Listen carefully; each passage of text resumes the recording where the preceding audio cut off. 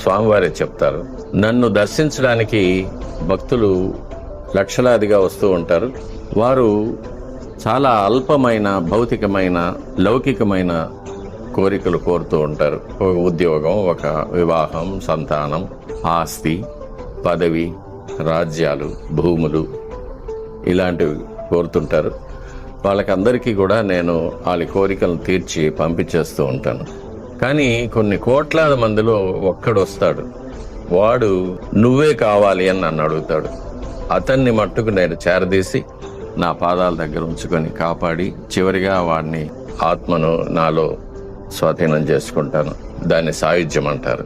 ఇది స్వామివారి యొక్క వాక్. ఇది